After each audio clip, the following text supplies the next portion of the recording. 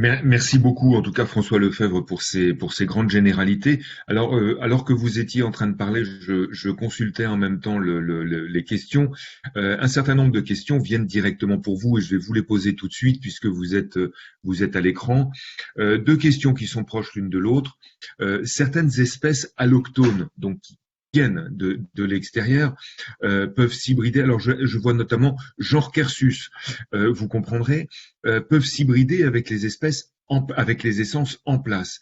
Quelles précautions sont mises en place justement pour contrôler cela dans les dispositifs expérimentaux? J'imagine que ça doit pouvoir troubler les études. Et puis une question qui va un peu dans le même sens. Peut-on considérer que l'hybridation des ressources introduites avec les ressources en place sont une voie d'adaptation? Je sais que vous avez abordé rapidement la question. Peut-être revenir sur ce point-là. Alors, oui, pour la première question, donc effectivement, le genre Quercus est un exemple typique de ce qu'on appelle de complexe d'espèces où de nombreuses espèces peuvent s'hybrider entre elles. Euh, alors, ça dépend des espèces en particulier, mais dans le cas où l'hybridation est possible, de toute façon, il serait vain de complètement l'empêcher. Ce qu'il faut empêcher, ce sont des impacts négatifs. Alors, donc si on veut éviter, il y a deux situations. Soit on veut éviter cette hybridation en termes quantitatifs, massive, et donc là, des préconisations simples, même de distance par rapport aux ressources génétiques locales, peuvent suffire à limiter, non pas stopper, mais limiter l'impact de ces hybridations. Dans d'autres cas, on pourrait rechercher éventuellement des hybridations si on veut renforcer des adaptations à des conditions futures. Donc là, ça dépend de l'objectif. Pour répondre à l'autre question, oui, si le rapport de... Alors, dans le cas où on voudrait volontairement favoriser l'hybridation pour renforcer des adaptations nouvelles, par exemple, je prends cet exemple de la résistance à la calarose chez le frêne, eh bien là, au contraire, on veut avoir rapidement une diffusion de résistance ou des caractères d'intérêt dans la population. Et donc, il faut un rapport de force qui permette massivement d'avoir de l'hybridation.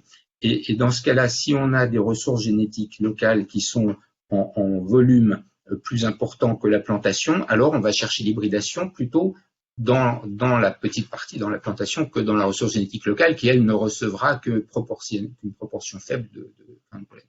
Cette notion de rapport de force, elle est assez fondamentale, en fait, pour quantifier le résultat et savoir où chercher, de quel côté chercher le résultat.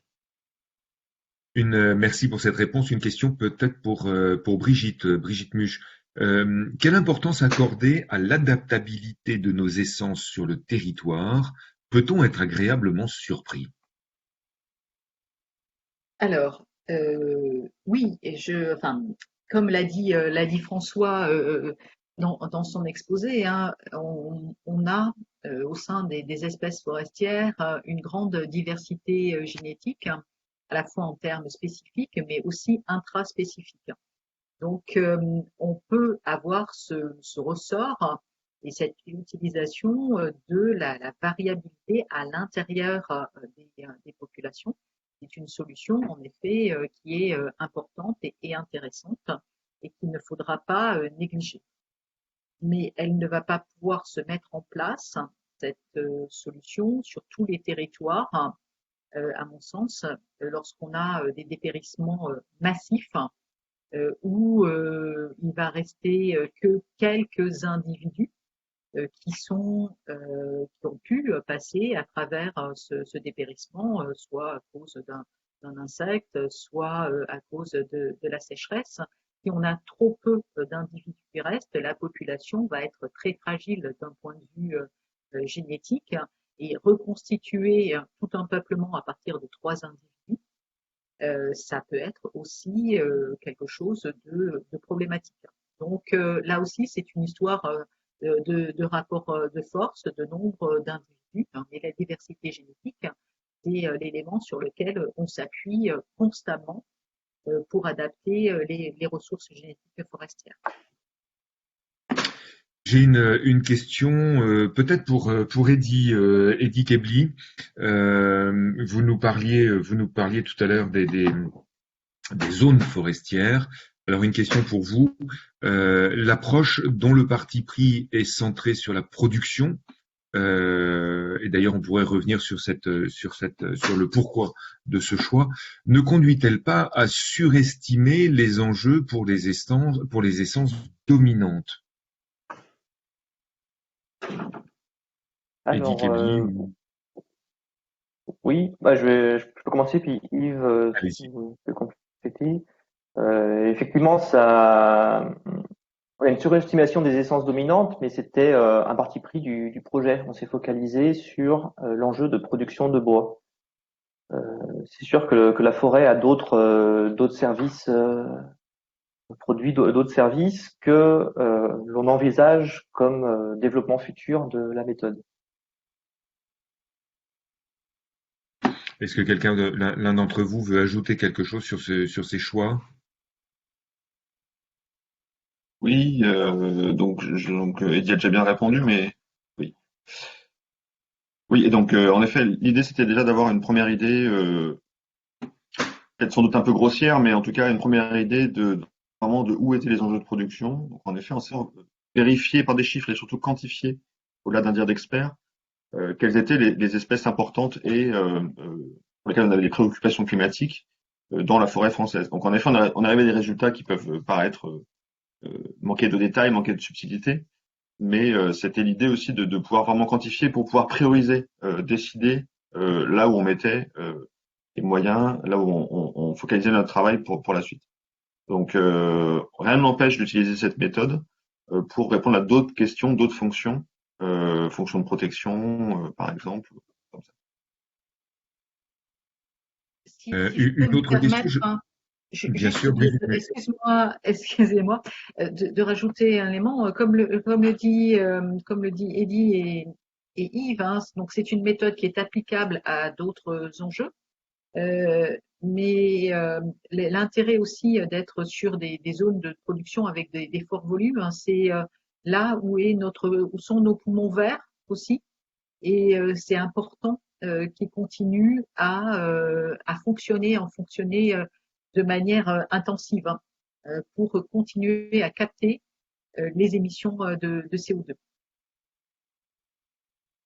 une autre question. Des auditeurs s'étonnent de l'absence d'enjeux dans le Grand Sud-Ouest et quelles sont les causes de cette absence? Alors, le chêne pédonculé ressort, alors effectivement pas en première position, mais il y a des territoires dans le sud-ouest qui ressortent quand même en seconde position comme territoire à enjeu. Donc c'est quand même considéré comme une zone à enjeu c'est pas la première, mais c'est une zone à enjeu. Ensuite, dans le sud-ouest, le pin maritime, certains modèles ne le faisaient pas ressortir comme particulièrement préoccupant. Alors que effectivement, on pourrait s'attendre à une zone à enjeu ici, vu les volumes prélevés dans ce territoire. Ça ne veut pas dire qu'il n'y a pas d'enjeu, mais que dans le cadre du projet Espérance, pour prioriser notre effort expérimental, il fallait faire un choix et d'autres territoires sont ressortis comme plus prioritaires.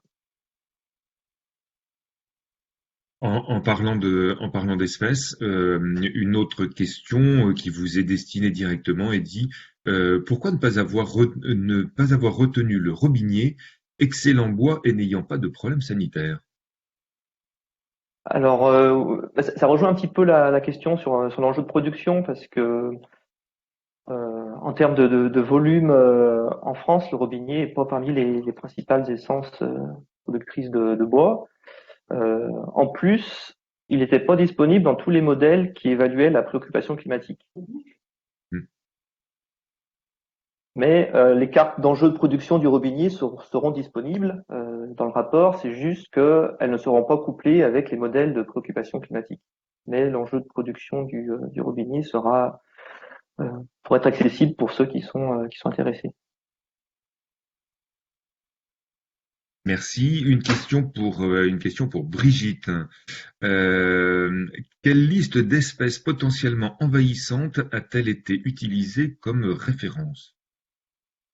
Alors, à ce niveau-là, donc nous nous sommes appuyés sur les listes des espèces exotiques envahissantes préoccupantes, à la fois celles de l'Union européenne et de la France. Et ce qu'il faut savoir, c'est que dans ces listes, il y a très peu d'espèces ligneuses et forestières. Nous avons des espèces qui sont signalées comme préoccupantes, envahissantes dans certains territoires, mais ça ne fait pas l'objet d'une remontée au niveau national ou au niveau européen. Donc, nous avons pris uniquement ce qui était formalisé au niveau législatif. Hein. C'est un parti pris là-dessus, une base. Par contre, dans le projet Climessence, ces espèces qui sont connues comme potentiellement envahissantes dans certains territoires, nous les avons notées comme telles. Merci. Ah, si je regarde, j'ai fait des groupements de questions. Je fais dérouler l'ensemble de mes questions et je vois que là, par le jeu de la modération, j'en ai plus là. Une question néanmoins peut-être pour chacun d'entre vous qui nous avez présenté les projets sur lesquels vous travaillez et les axes qui sont les vôtres. Est-ce que dans les années, on va dire dans les mois qui viennent, puisque vous continuez à travailler sur ce projet Espérance, que dans les mois qui viennent, il y a encore des choses qui vont changer, vous attendez encore des résultats d'études qui sont latentes, Brigitte?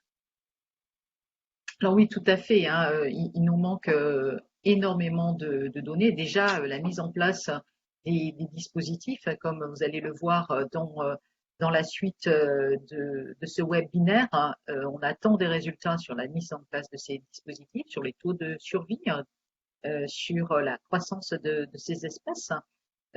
On attend aussi des informations sur les modèles, hein, comme a pu le dire Eddy. Il y a encore des choses qui vont évoluer, de nouveaux modèles qui vont s'enrichir avec de nouvelles espèces. Hein. Donc ça, c'est des choses que l'on attend.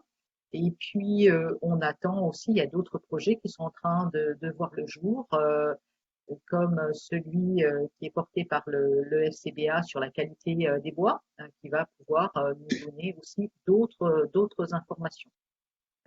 Et ce que l'on souhaite beaucoup et qui est en train de se mettre en place, hein, c'est que cet outil soit approprié, que les gens s'approprient cet outil pour l'utiliser pour d'autres enjeux, et en particulier, je pense à la forêt méditerranéenne, hein, ou aux zones à risque en montagne ou sur les dunes.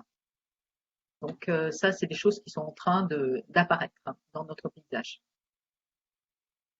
Une dernière question peut-être pour Eddy. Alors je dis dernière question qu'on ne fasse la pause bien méritée pour ceux qui veulent prendre un café. Euh, pourquoi Eddy n'avez-vous pas pris les 3 modèles climatiques au même pas de temps? Alors, en fait, la stratégie que l'on avait en utilisant 3 pas de temps différents, c'était pour avoir une vision sur un pas de temps très large, une vision à court, à moyen et à long terme du risque. On s'était dit que si chacun des modèles indique un problème actuellement, dans un futur proche et dans un futur plus lointain, alors c'est dans ce territoire que l'on va devoir se concentrer et prioriser l'effort expérimental. Ça peut faire partie effectivement d'un développement de la méthode, c'est d'utiliser plusieurs pas de temps, démultiplier les modèles et leurs projections pour affiner les zones en jeu. On avait dû faire des choix et ça a été celui-là pour le pas de temps.